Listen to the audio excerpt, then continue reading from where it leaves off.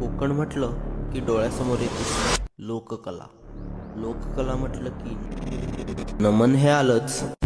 सुस्वागतम सुस्वागतम सुस्वागतम.